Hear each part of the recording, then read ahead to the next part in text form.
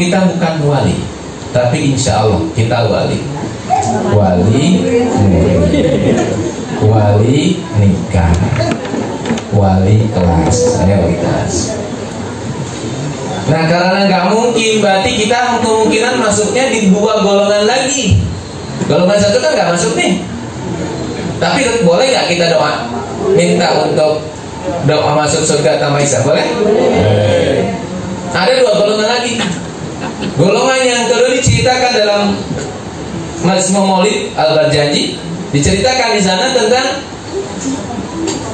dia itu datang dengan posisi dia melihat sendiri, dia menghisab itu timbangan amal buruknya jauh lebih banyak daripada timbangan amal baik, sehingga dia mengatakan hisabun rokok, merokok aku nggak budi, aku merokok budi. Semuanya sudah mengatakan begitu kira-kira. Kenapa? Karena dilihat dari timbangannya lebih banyak apa? Keburukannya daripada kebaikan. Tapi tiba-tiba saat dia sudah mau menyerah begitu, ada sosok berbaju putih dalam gambar tersebut. Dia menghadapi dua timbangan kita ini, lalu dia mengambil dari saku baju jubahnya ini sebuah kayak bentuk kertas, mungkin bukan kertas ya. Lalu dia tuliskan, lalu tempelkan kepada timbangan baiknya, dan seketika timbangannya berubah. Yang baik lebih banyak daripada yang buruk. Saking kegirangannya, golongan tersebut langsung berdiri senang dan berlari ingin tahu siapa sosok yang berbaju putih yang tegap itu. Ketika dilihat ternyata itu adalah Rasulullah Muhammad SAW. Apa yang dilakukan Rasulullah? Memberikan syafaat kepada hambanya yang dia ini masuk surga. Dia ini terlihat keburukannya lebih banyak pada kebaikannya, sehingga dikasih lagi kebaikannya syafaat, sehingga dia masuk surga Allah karena syafaatnya. Nah, kalau yang ini kayaknya agak masuk akal. Bapak Ibu punya dosa tidak? Acungkan tangan yang tidak punya dosa. Acungkan tangan yang punya dosa. Yang dosanya banyak banget. Mau masuk surga? Pakai jalan kedua. Apa jalan kedua? Jalan kedua itu adalah mendapatkan syafaat dari Rasulullah SAW. Gimana caranya mendapatkan syafaat dari Rasulullah? Ya harus menjadi umatnya Rasulullah SAW. Siapa mereka? Yang cinta, yang senang dengan Rasulullah SAW. Ada kisahnya. Jadi ada seorang tokoh yang sudah divonis masuk neraka. Namanya siapa? Abu Lahab. Bahkan di dalam Al-Quran dikatakan tabat yada Abi Lahabyu. Artinya begitu sangat beratnya Abu Lahab. Cuma Ibnu Abbas, saudaranya Abu Lahab, pamannya ke Abu Lahab itu, keponakan dari Ibnu Abbas, itu pernah bermimpi saat Abu Lahab sudah masuk kubur. Mimpinya ditemui oleh Abu Lahab dan mengatakan ke Ibnu Abbas, "Nah Ibnu Abbas, ternyata siksa kubur itu begitu sangat pedih, berat. Tapi saya sering sekali setiap hari Senin diringankan, bahkan dikurangi siksa kuburnya oleh Allah Subhanahu wa Ta'ala, disebabkan pada waktu itu." Berarti saudara juga ya, Aminah itu melahirkan seorang anak, yang anak itu lahir hari Senin, yang anaknya itu adalah anak laki-laki. Saya sangat kegirangan sehingga saya langsung membebaskan budak saya. Asbab saya senang dengan lahirnya, yaitu lahir siapa? Nabi Muhammad SAW. Dikurangi siksanya, berarti dapat apa? Syafaat ya, dapat kemudahan dari Allah, kemudahan. Apalagi kita ini satu jauh jaraknya kita dengan Rasulullah, tidak pernah bertemu dengan Rasulullah, tidak pernah bertalaki dengan Rasulullah, tapi kita mencintai Rasulullah, kita menjalankan apa-apa yang diperintahkan Rasulullah. Kira-kira kita dapat syafaat tidak? Insya Allah. Nah inilah yang menjadi kita optimis masuk surga. Asalkan kita apa? Cinta Rasul. Asalkan kita cinta Rasul. Golongan yang ketiga adalah golongan yang masuk surga, cuma dia ini begini masuk surganya, ditimbang, timbangannya banyak keburukannya, tidak dapat syafaat dari Rasulullah, akhirnya dia masuk neraka. Setelah masuk neraka, dipanggil malaikat oleh Allah, wahai para malaikat, masih adakah di neraka yang mengucapkan kalimat syahadat, beriman pada Allah? Dan ternyata masih banyak.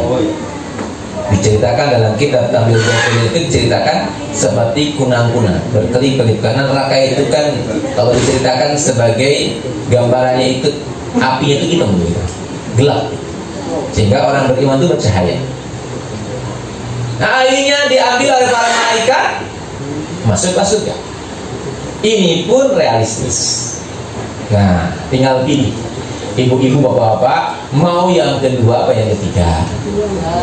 Yang ketiga juga boleh. Masuk neraka paling sebentar lah, sehari. Mau tidak? Cuma sehari di neraka itu 1000 tahun di dunia. Boleh, silakan kalau mau. Setengah hari juga boleh, silakan. Masya Allah. Jadi tidak ada satupun umat Islam itu yang tidak masuk surga. Ada, cuma ada yang masuk neraka dulu. Maka guru kita, ya, guru kita siapa namanya? Gus Baha itu selalu mengatakan jadi umat Islam itu mudah. Masuk surga itu mudah, bersyahadat aja. Cuma kalau pengen yang lebih bagus ya udah cinta Rasul, ikuti perintahnya Rasulullah. Kalau pengen bagus lagi, naik lagi, masuk surga tanpa hisab. Gitu. Ada yang mau mampir neraka dulu? Kalau saya sih nggak mau, walaupun cuma sejam. Aduh berat ya. Karena itu udah gandolin aja Rasulullah. Gandolin siapa? Rasulullah Sallallahu Alaihi Wasallam. Nah kemarin untuk ibu-ibu sudah kita pahami, sudah kita bahas bahwa Rasul itu begitu sangat mencintai seorang wanita, sampai-sampai Allah pun menghormati wanita, sampai-sampai di dalam Al-Quran itu ada surat khusus buat wanita, namanya apa? An-Nisa. Buat laki-laki tidak ada namanya Ar-Rijal, Pak. Adanya apa? An-Nisa. Kemarin kita bahas sampai sana ya. Bahkan Rasulullah memberikan nasihat ketika meninggalnya 3, ummati ummati aqimus shalah. An-Nisa, An-Nisa 3.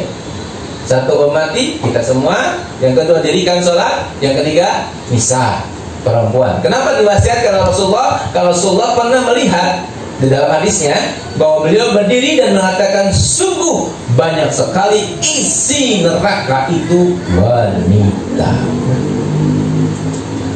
Akhirnya beliau memberikan 5 hadis yang kemarin kita sudah bahas sama-sama ya. 5 hadis yang disampaikan oleh Rasulullah kepada siapa anaknya? Fatimah. 1 hadis tentang bagaimana seorang wanita yang masak untuk suaminya, berkeringat masak untuk suaminya, sungguh dia akan mendapatkan apa? Penghalang antara neraka dengan dirinya dengan 7 tabir lapis. Masya Allah. Bapak ibu ya, ibu-ibu yang masak buat suami berkeringat itu sudah mendapatkan 7 tabir lapis antara neraka dengan dirinya. Jadi ada penghalang. Masya Allah. Yang kedua, bagi seorang wanita yang lelah mendidik anak, ya, terus menyuapin anak, memberikan makan untuk anak, itu sama dengan memberikan makan 1000 anak yang yatim piatu. Masya Allah.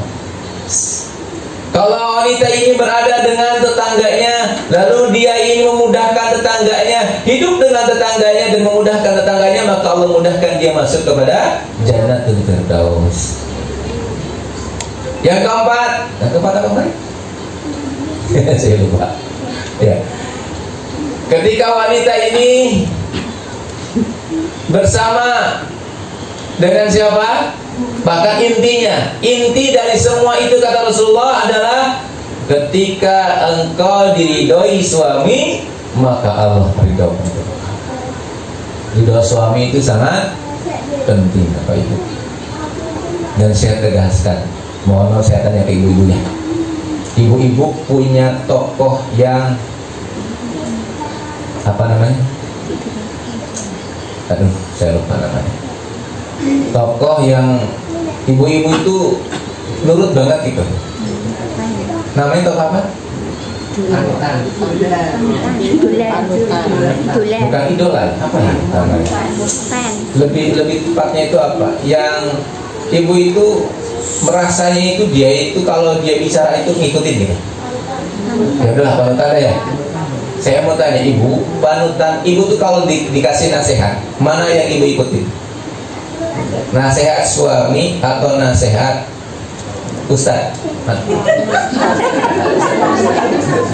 Saya mau tanya, nasihat suami atau nasihat istri? Saya tegasin Bapak Ibu, mohon maaf ya, mohon maaf, saya tegasin. Saya tidak ridho menjadi santrinya. Ibu menyampaikan bahwa saya santri. Saya kalau ucapan saya jauh lebih diikuti oleh ibu daripada ucapan suami. Karena saya tugasnya bukan membuat ibu-ibu punya tokoh idola sehingga ibu hanya fokus kepada saya sebagai ustaz. Tidak. Saya ingin ibu-ibu menghantarkan agar ibu-ibu itu cuma taat kepada suami. Gimana suami saya nggak paham agama, nggak tahu agama, marahnya suami itu nasihat ibu. Kok bisa? Iya, agar ibu jadi sabar. Bohongnya suami itu adalah nasihat. Karena guru terbaik itu adalah yang paling dekat dengan Bapak Ibu semuanya. Assalamualaikum. Siap enggak? Daripada saya nggak ridho. Oke. Gak, kalau nggak punya suami gimana ya? Sudah, kalau nggak punya suami masih punya suami. Jadi suami yang nggak jelas itu menurut ibu itu nasihat. Ya, itu nasihat. Karena kalau ibu mampu melewatinya, masya Allah, Allah berikan derajat yang tinggi buat panjenengan. Saya meluruskan Bapak Ibu ya. Karena terkadang ibu mengatakan kata Ustadz begini loh.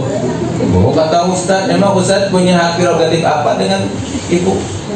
Sejauh apapun Ustadz dekat sama ibu, tetap kunci surga ibu di suami. Ya, mungkin nggak jelas. Menurut ibu, menurut apa jelas tuh? Artinya apa? Mendidik ibu sahabat, mendidik ibu ikhlas, mendidik ibu tulus.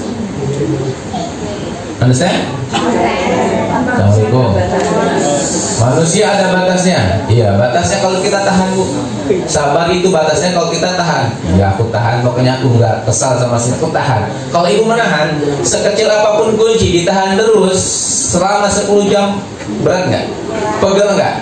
Lama-kelamaan, nah, itu namanya sabar ada batasnya. Manusia ada batas. Tapi kalau kita tidak memegangnya dilepas, iya ini beban tapi nggak saya pegang. Itu namanya ikhlas itu apa? Melepaskan. Syukur itu apa? Melepaskan. Suami punya siapa, Bu? Bukan punya ibu kan? Karena bukan punya ibu, ya udah serahin aja hatinya ke Allah. Bukan sakar-sakar. Kalau itu namanya luweh.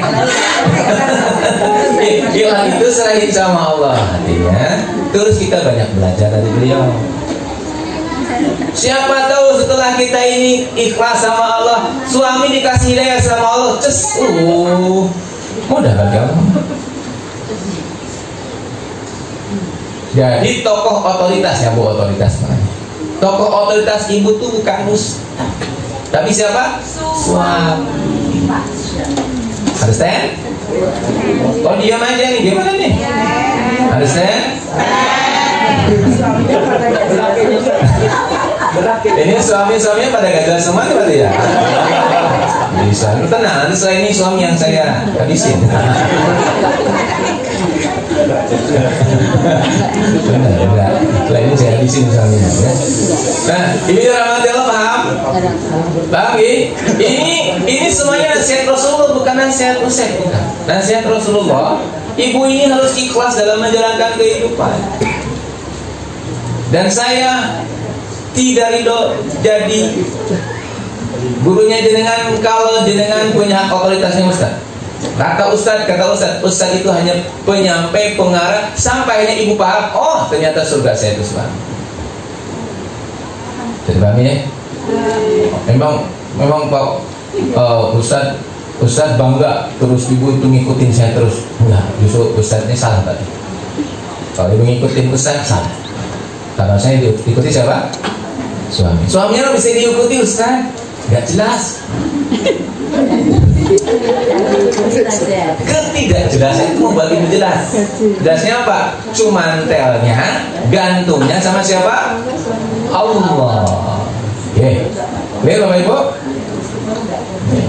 Gitu. Ya. Saya ingin betul-betul melepaskan ketergantungan Bapak Ibu yang salah. Ketergantungan Bapak Ibu itu kepada Allah. Allah nyuruhnya kepada siapa? Suami. Ustaz sebagai apa? Perantara saja. Ya, semuanya. Jangan akhirnya tokoh otoritasnya Ustaz. Wah, kata Ustaz harus begini. Ustaz terus. Padahal nggak bisa apa-apa. Kalau saya mengajari begitu, berarti saya salah ngajarin apa itu? Lupakanlah saya. Nggak ada apa-apanya. Saya hanya sebagai perantara. Pak, udah siap Pak? Nasihat Rasulullah udah siap belum? Satu nasihat dari Rasulullah yang dalam buat kita adalah Pak, sebagai laki-laki kata Rasulullah, khairukum, sebaik-baik dari kalian, sebaik-baik akhlak dari kalian adalah akhlaknya yang terbaik kepada ahlihi, kepada istrinya.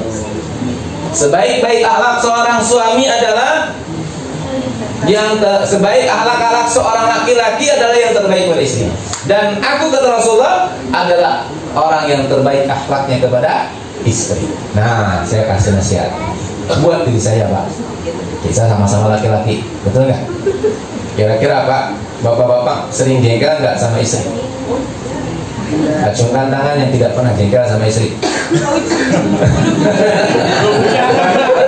Jangan. Jangan. Mudah-mudahan seperti kaya Mas ya. Insya Allah jodohnya perempuan.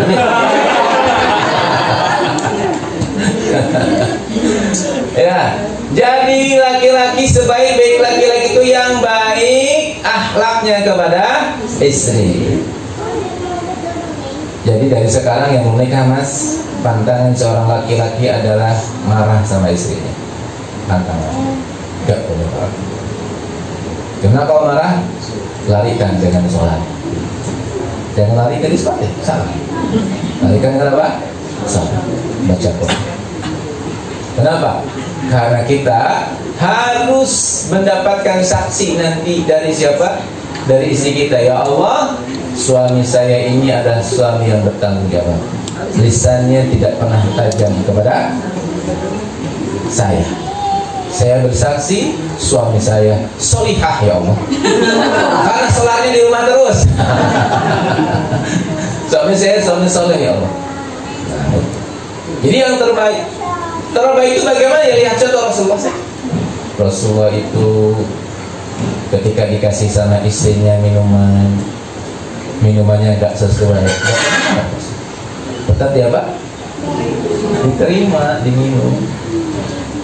Nah, Mas siapa namanya? Saya lupa. Kevin. Mas Kevin ya? Nah, Mas Kevin visinya ngasih teh, isinya garam 2 sendok. Terus kita minum, gimana reaksinya Mas Kevin? Manis. Oh, manis.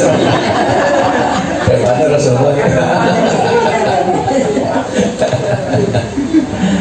Jadi itu kalau Rasulullah dikasih minuman isinya apa? Garam, beliau tersenyum dan memperlihatkan kaget. Terus dia mengatakan, kami ngobrol, oh iya, alhamdulillah enak sekali. Ya Rasulullah, boleh nggak saya ikut minum? Jangan, ini buat saya saja, kata beliau. Kenapa? Karena beliau akan sadar kalau istrinya itu tahu pasti dia merasa apa? Bersalah. Dijaga betul perasaan hati istri. Itu kata Rasulullah. Ya. Dan yang kedua, istri itu bisa menjadi jalan untuk dekat dengan Allah. Pernah saya ceritakan bapak-bapak, acungan tangan yang istrinya cerewet, ada?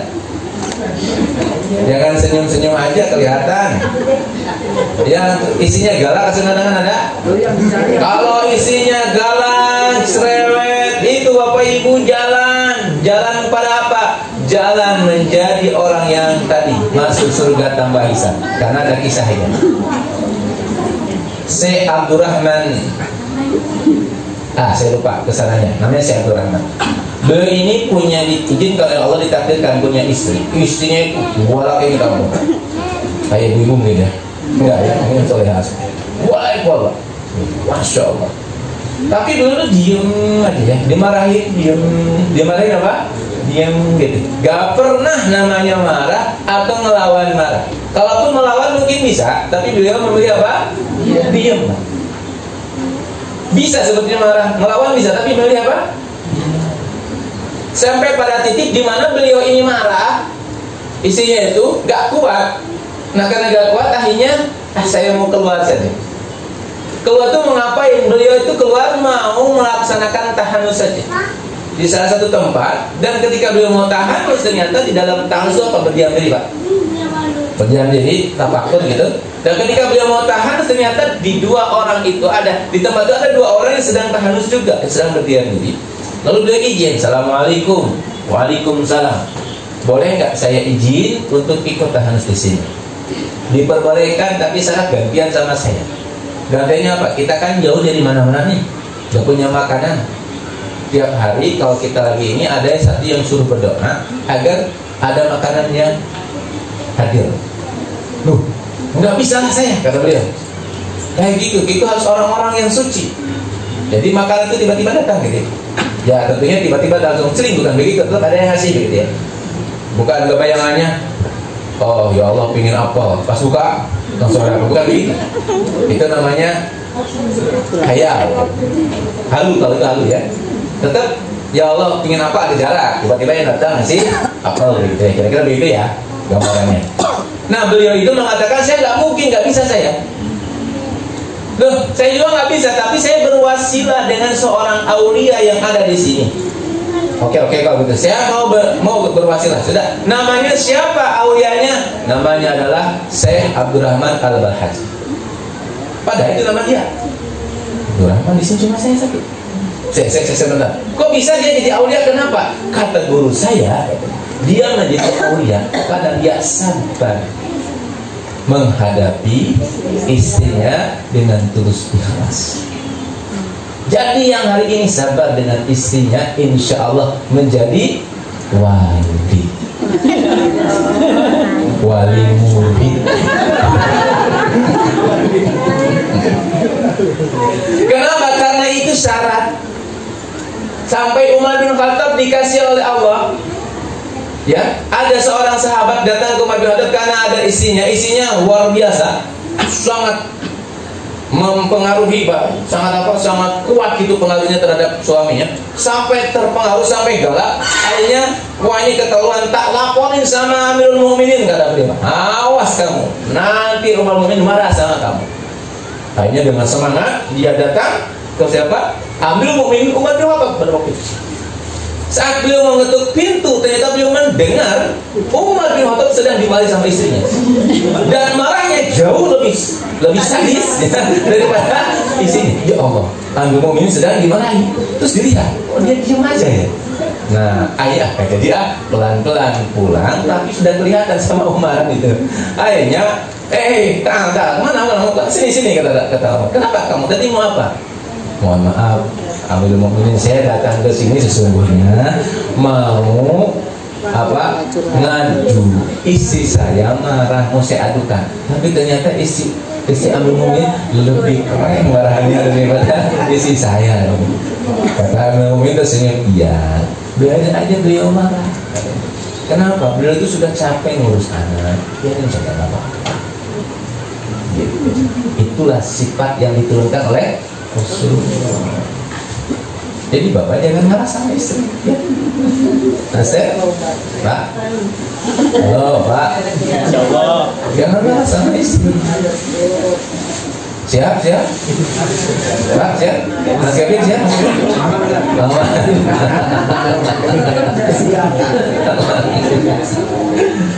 Masya Allah. Karena itulah ciri dari seorang laki-laki. Yang hati-hati lagi Bapak Ibu, karena ketika seorang wanita itu masuk akad, yang ditarik siapa? Suaminya. Gitu. Jadi walaupun dikatakan tadi kenapa Allah memberikan pada istri adalah surganya adalah laki-laki, karena kalau wanita itu neraka, itu yang tanggung jawab siapa? Suaminya. Ya, suaminya masuk neraka. Berarti Pak ya? Kalau balik, Oh enggak ada tanggung jawab istri Pak.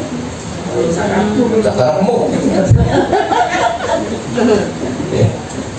Tapi kalau suami istrinya salah, itu suami dikhianati. Kecuali kalau sudah mengingatkan, tidak mau mendengarkan, itu sudah baru itu ya terlepas. Gitu Bapak Ibu. Bapak ya. Sekarang Bapak mohon maaf, istri itu disuruh nyuci tidak sama Bapak? Enggak. Masya Allah. Pak? Pak dia ini siapa Pak? Kalau nggak punya Mbak? Cuci sendiri Pak. Alhamdulillah. Iya Pak. Jadi istri itu memang tidak disuruh untuk nyuci. Ya, walaupun di sini katakan kalau istri itu nyuci berkeringat, Masya Allah, ada jarak antara apa? Dirinya dengan surga 7 lapis, dirinya dengan neraka 7 lapis tadi. Seorang suami pantang menyuruh istrinya nyuci, tapi dia sadar sendiri silahkan, karena dapat pahala yang besar ya. Bapak sering bantu masak istri tidak? Masak sendiri. Masak sendiri itu ya. Nyuci. Dia masak istri, kita makannya enak juga dimakan. Wah, ini namanya curhat kalau ini.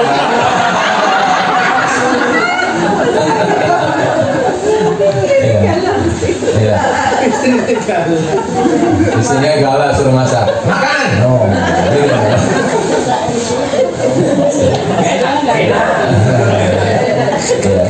Jadi Masya Allah, Rasulullah itu selalu menjaga perasaan istri Pak. Yuk kita jaga perasaan istri kita agar dia ini bahagia, karena kebahagiaan istri itulah yang insya Allah akan membuat kita bahagia. Mohon maaf Bapak-bapak, laki-laki punya 3 jimat. Kalau jimat ini terganggu kehidupan kita. 1, ibu kita.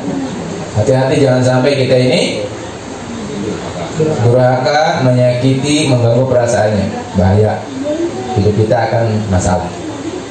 Yang kedua, anak perempuan kita. Hati-hati dengan perempuan kita, jangan sampai nggak adil sama anak perempuan kita, karena kalau dia merasa tersakiti, bahaya kehidupan kita.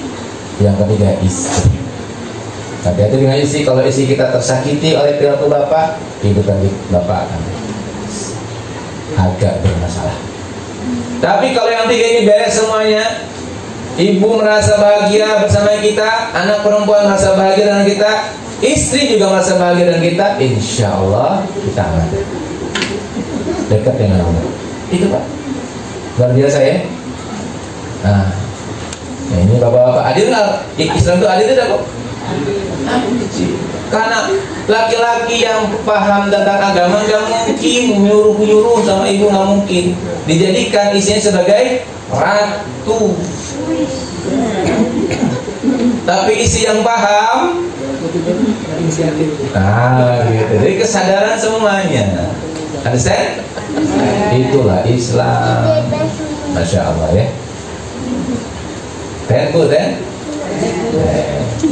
Masih ada waktu? Ini masih nyambung soalnya sama makalah kita. Ada waktu ya? Setengah jam ya? Atau mau tanya jawab dulu? Lanjut ya? Ada waktu. Yuk kita masuk sekarang ke makalah 45. Nyambung insya Allah dengan materi kita. Bismillahirrahmanirrahim. La tashab ma la yunhiduka haluhu wa la yadulluka 'ala Allahi maqaluhu. Jangan kau temani orang yang keadaannya tidak membuatmu bersemangat dan ucapannya tidak membimbingmu ke jalan Allah. Jangan kau temani orang-orang yang perkataan perilakunya tidak membuat engkau apa? Bersemangat dan ucapannya tidak membimbingmu ke jalan Allah. Nah itu suami pilih. Kalau itu istri gimana?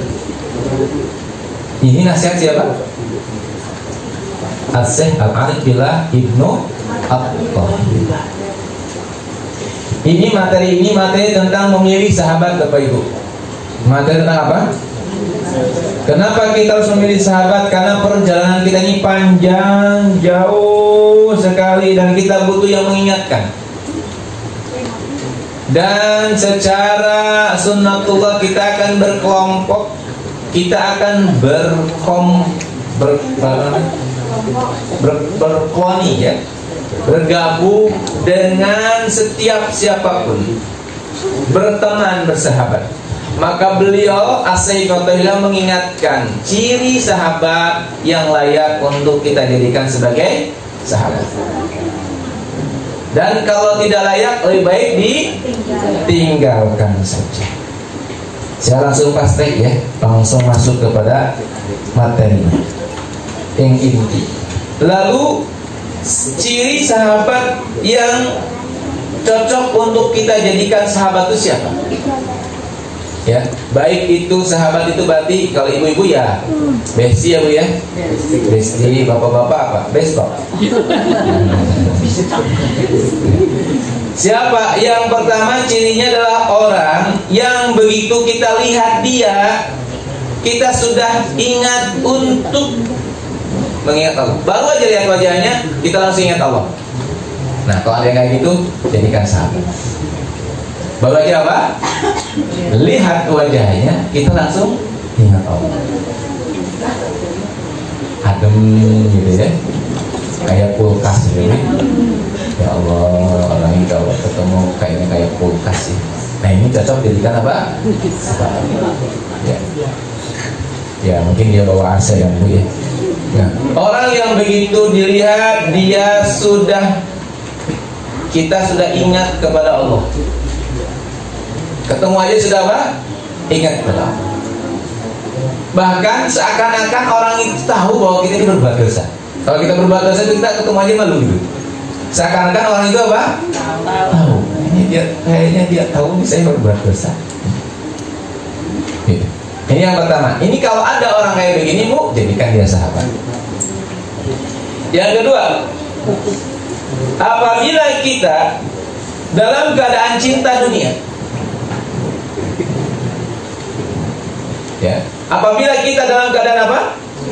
Cinta dunia. Dan begitu kita duduk bersama beliau, orang tersebut tiba-tiba berubah awalnya cinta dunia menjadi cinta akhirat. Tiba-tiba apa? Berubah. Ada kayak gini Bapak Ibu? Cek dulu nanti. Kalau nggak ada ya nggak apa-apa.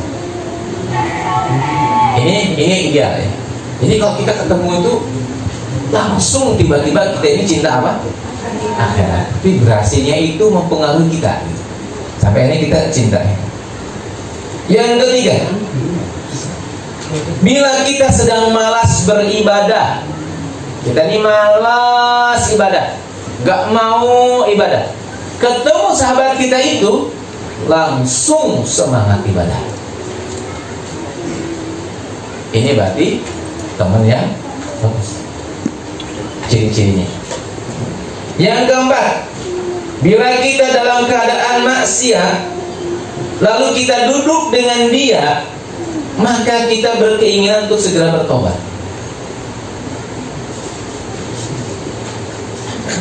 Sudah ketemu pun sahabat kayak gini?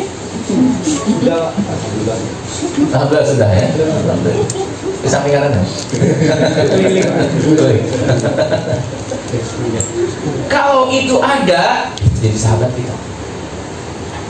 Ini jadi sahabat kita. Ya. Nah, bersahabat dengan orang tersebut Bapak Ibu, yang ciri-cirinya kita ketemu dia kok langsung ingat Allah, duduk dengan dia kok kita pengen bertobat sama Allah, kok kita berlama-lama dengan dia kok akhirnya kita berubah jadi cinta akhirat, kok akhirnya kita ini awalnya malas ibadah kok jadi apa? Rajin ibadah bersama dengan dia. Maka walaupun dia ini secara dunia bukan orang kaya, bukan orang yang terkenal lah Bapak Ibu ya, bukan orang yang punya kedudukan, walaupun dia tidak punya apa-apa, hatta dia ini sederhana sekali kehidupannya, temani lagi, karena dia adalah teman yang tepat buat kita. Ya, teman apa namanya? Teman sejati. Gitu. Nah, Rasulullah SAW mengatakan, Sayyid Abdullah bin Abbas bertanya kepada Rasulullah SAW, ya Rasulullah, kawan yang baik itu seperti apa? Kawan yang harus saya dekat itu yang seperti apa? Maka Rasulullah mengatakan, yaitu satu orang yang mengingatkan akan kamu kepada Allah Subhanahu wa Ta'ala. Jadi dia mengingatkan selalu kepada Allah. Bro, sholat bro. Walaupun kita di sini malam-malam, jangan lupa nih Isya ini sholat. Ente udah sholat belum. Sholat ya. Nah, itu berarti apa? Dia mengingatkan kita pada Allah. Bentuknya nggak pakai peci, nggak apa-apa. Bentuknya cuma pakai apa?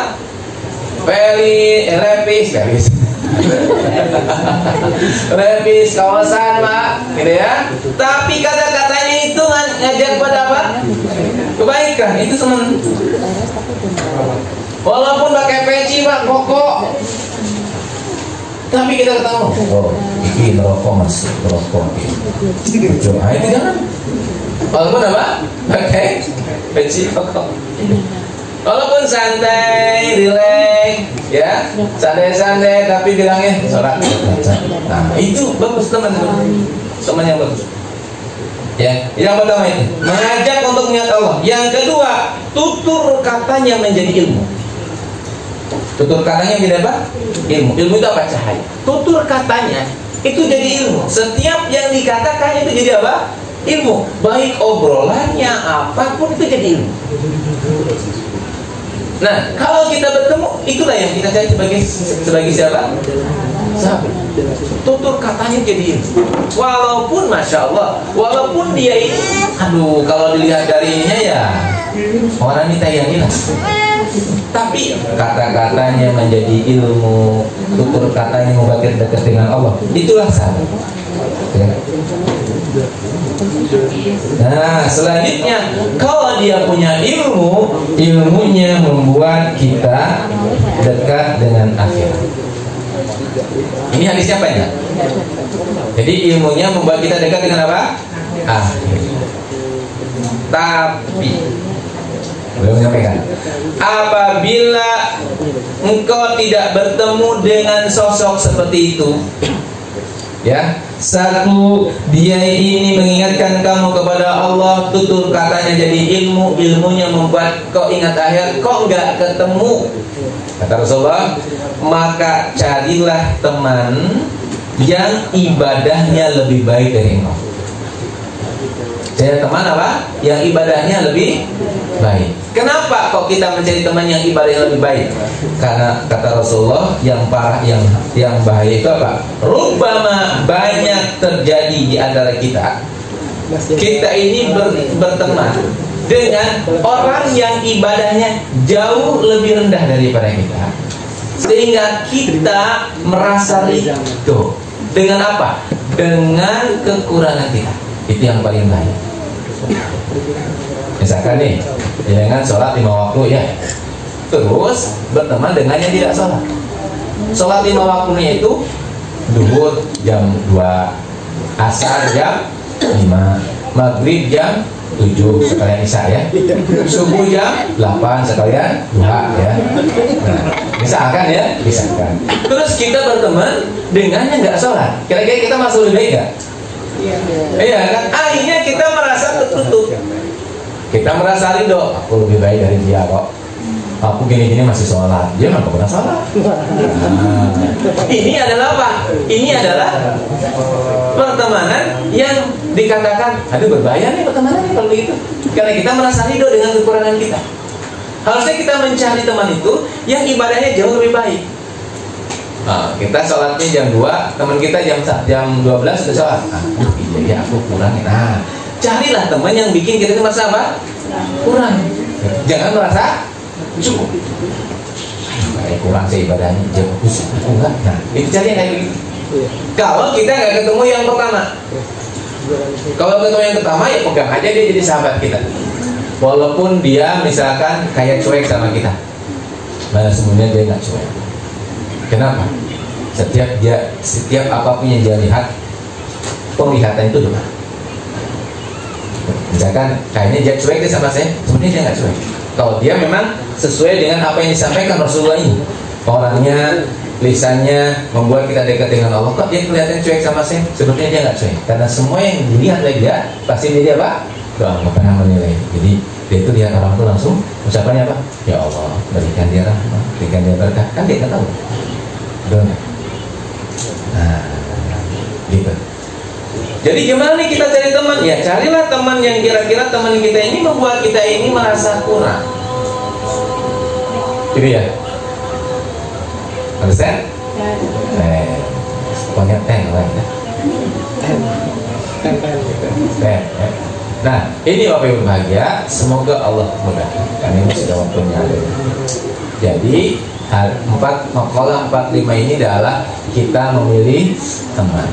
Carilah teman yang teman itu membuat kita apa? Dekat dengan Allah. Atau teman yang membuat kita merasa kurang. Ya Allah, ibadahku benar gua jelek ini, temanku tepat waktu aku mau ikut, nah itu cocok. Terus gimana? Apakah kita nggak boleh berteman sama yang tidak bagus? Boleh, selama kita sudah siap untuk mempengaruhi beliau. Tapi kalau kita malah terpengaruh, lebih baik kata makalah 45 ini, jangan kau temani orang yang kedudukannya tidak membuatmu bersemangat dan kata-katanya tidak membangun, tidak membimbingmu kepada Allah. Boleh nggak pilih teman? Boleh. Masya Allah. Ini Bapak Ibu ya, ini poinnya. Terus pertanyaannya begini, gimana kalau itu adalah suami saya? Kata-katanya menyakitkan, perilakunya bikin saya kesel, gimana kalau begitu? Ikhlas. Ikhlas ya. Gimana kalau begitu? Nah, terus gimana tuh? Nah, ini tadi sudah kita sampaikan. Kalau ternyata itu suami saya itu, nah saya temani, iya, dia bukan teman kita, dia guru kita. Guru apa? Guru sabar, guru ikhlas, guru tulus, guru dekat dengan Allah. Guru mana? Enggak. Guru curhat bu. Nanti satu saat ibu akan bertemu dengan satu titik di mana kita akan melihat di semua itu baik semua. Di semua apa? Di semua keadaan baik semua. Saya pernah menyampaikan kalau nggak salah tentang bagaimana Rumi menyampaikan kepada kita, seorang sufi yang Rumi Turmas, tentang apa? Tentang marifat pada Allah. Jadi ada seorang bapak nakut-nakutin anaknya. Bapak ini ingin ngasih surprise pada anak. Dia pakai topeng, topengnya menakutkan. Malam-malam digelapin dulu lampunya, lalu setelah itu dinyalain lampunya, lalu si bapaknya pakai topeng. Ternyata anaknya nggak takut, malah ketawa-ketawa. ketawa-ketawa, wah bapaknya sudah beraksi dengan topeng itu, bapak anaknya malah mau kikilan gitu, ketawa-ketawa. Terus akhirnya si bapak heran, loh kenapa kamu malah ketawa? Lah bagaimana aku takut sama topeng itu? Di balik topeng itu ayah yang sayang sama saya kok. Di balik topeng itu apa? Ayah yang sayang sama saya. Itu sebetulnya sebuah hak. Bagaimana saya kok sedih dengan kehidupan? Di balik kesedihan itu ada Allah yang sayang sama saya. Gimana saya kok marah sama suami? Di balik suami marah itu ada Allah yang sayang sama saya. Understand? Nah, ini direnungi. Nanti insya Allah sampai di sini. Jadi kita akhirnya akan ketemu. Kalau sekarang, amin. Kenapa? Dulu saat kita belajar kelas 1, 10 kali 5 itu semua jari diangkat semua ya. Wah, udah lah, uangnya gitu ya. Tapi setelah kita SMA kelas 2 beda. Sama. Mungkin sekarang kita merasa uangnya mana? Tapi nanti kalau sudah jalan terus menuju Allah, itu menjadi apa? Mudah. Fa inna ma'al usri yusra. Inna ma'al usri. Itu maknanya apa? Berserta kesulitan ada kemudahan. Saya pernah setelah di anak-anak SMP 4 gitu. Mas, dulu waktu SD 22 kok faktor 3 itu berapa? Bingung? Sekarang gimana? Bisa? Bisa.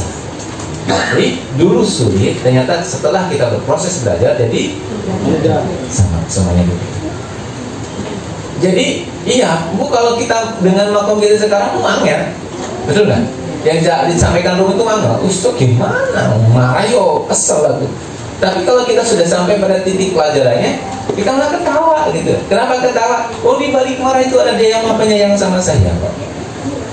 Ya bisa ya Allah, Engkau tetap sayang sama saya. Walaupun saya melihat suami saya marah sama saya, enggak bisa. Aku tetap sayang sama kamu dan aku tetap tahu bahwa itu yang terbaik buat saya. Gitu aja. Kalau kita udah sampai, kalau belum sampai, ya apa? Kan proses. Understand? Nah, kita tutup pembacaan adalah